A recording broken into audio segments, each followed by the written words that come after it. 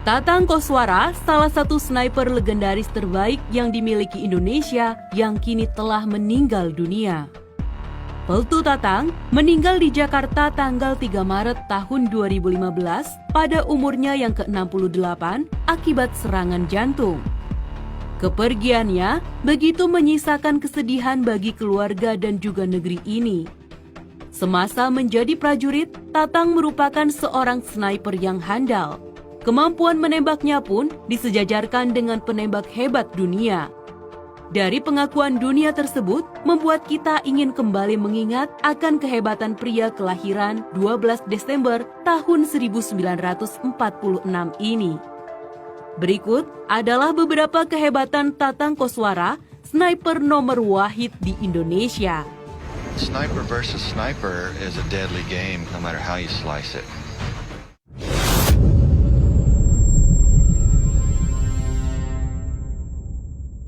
Tatang keluarkan peluru memakai gunting kuku. Sekitar tahun 1975, Tatang saat itu masih berpangkat sersan.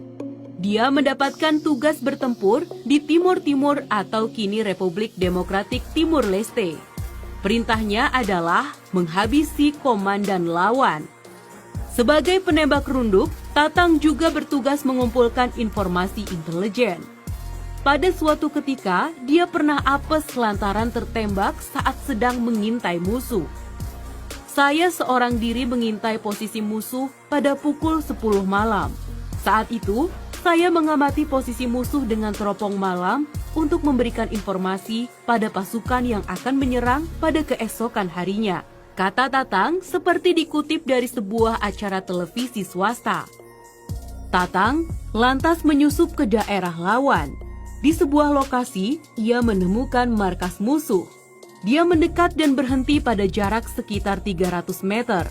Saat itu, dia melihat ada seorang komandan sayap militer Partai Fretilin, Palintil, yang menjadi targetnya.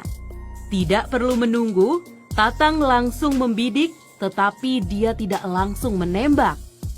Saya sudah bidik dia dari malam, tapi sniper itu beda dengan pasukan biasa. Harus sabar, harus cermat, dan juga harus hati-hati, ujar Tatang. Pada pukul 5 waktu Indonesia Barat, dia melihat targetnya bergerak sedikit menjauh dari induk pasukan. Dia berpikir hal itu adalah kesempatan terbaik untuk menghabisi musuh. Tatang pun menarik picu senapan. Sebutir peluru melesak dan mengenai sasaran. Sang komandan pun roboh.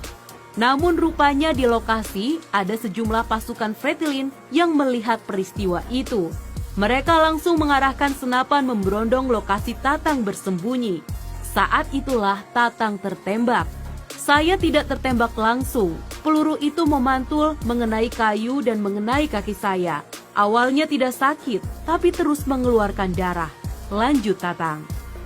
Jika luka Tatang akibat tembakan terus mengeluarkan darah, maka akan meninggalkan jejak. Hal ini sangat beresiko bagi penembak runduk karena harus meloloskan diri dari lokasi tanpa bisa dilacak. Alhasil, dengan peralatan seadanya, Tatang melakukan operasi darurat dengan menggunakan gunting kuku. Dikoreknya luka itu dan diambilnya serpihan peluru. Semua dilakukan di tengah desingan peluru dan tanpa obat bius.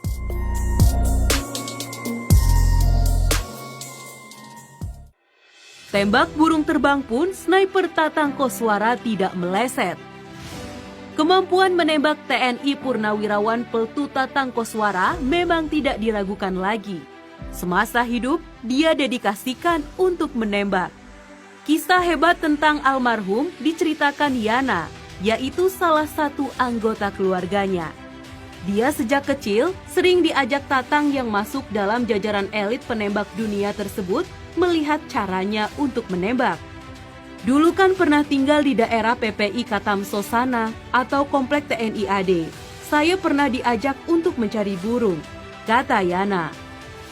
Senapan angin yang ditenteng Tatang memperlihatkan memegang senjata yang benar. Nah, satu burung saat itu terbang di langit-langit. Senapannya diarahkan ke langit dan dia menembak burung itu secara tepat sasaran. padahal si burung itu lagi terbang dengan cepat, ungkapnya. Yana sangat membanggakan sosok pria kelahiran Bandung tersebut. Kepribadiannya keras tetapi baik dalam membimbing. Tegas sekali, bahkan galak. Saya dulu kalau sekolah nggak makan pasti akan dimarahi. Tapi di balik itu beliau sangat baik orangnya. Jelas Yana. Indonesia harus bangga memiliki Tatang Koswara ini. Kemampuan menembak Tatang tentu tidak kalah hebat dari Christopher Scott Kelly dari Amerika yang dikenal sangat mematikan itu.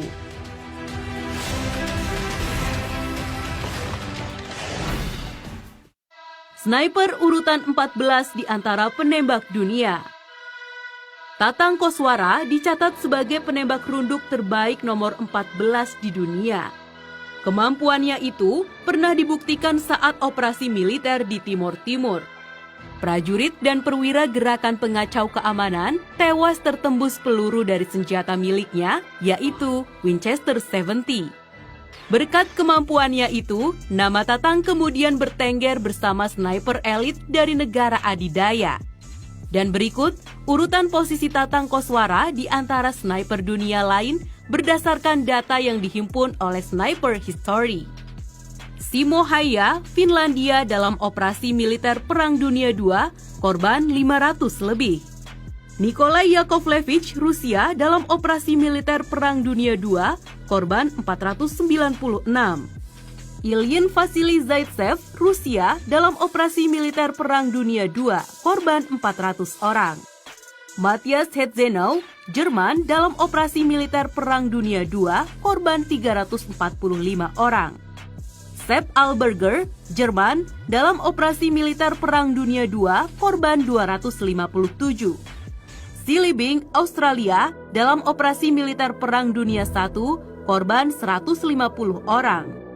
Adelbert Waldron III, Amerika Serikat dalam operasi militer Perang Vietnam, korban 109 orang.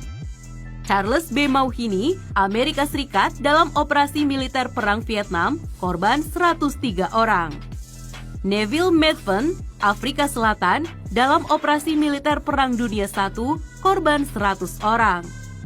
Carlos Hedcock, Amerika Serikat dalam operasi militer Perang Vietnam, korban 93 orang.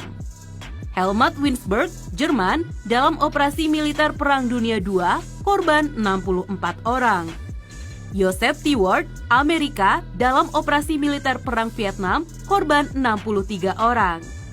Philip J. Morgan, Amerika dalam operasi militer Perang Vietnam, korban 53 orang.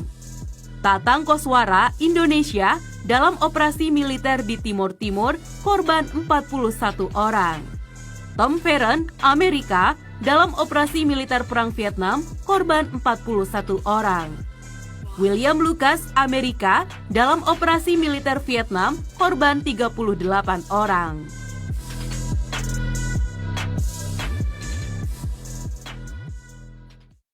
Pernah tewaskan puluhan musuh.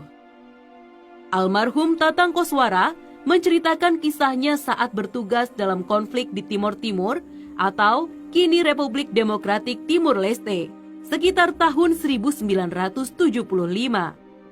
Waktu itu, dia masih berpangkat sersan. Selepas menjalani pendidikan bersama pasukan khusus Angkatan Darat Amerika Serikat atau dikenal dengan nama Green Berets. Tatang ditugaskan di bawah satuan tugas khusus untuk memburu para pentolan Partai Fretilin dan sayap militernya yaitu Valintil. Sebagai penembak runduk, ia juga menjalankan tugas pengintaian dan mengumpulkan informasi untuk kebutuhan intelijen. Tatang sering masuk jauh ke daerah lawan dan memburu musuh seorang diri. Kadang, dia bahkan menyusup dengan berjalan kaki dan kadang ia diantar oleh helikopter. Dalam satu misi, dia membawa 50 peluru.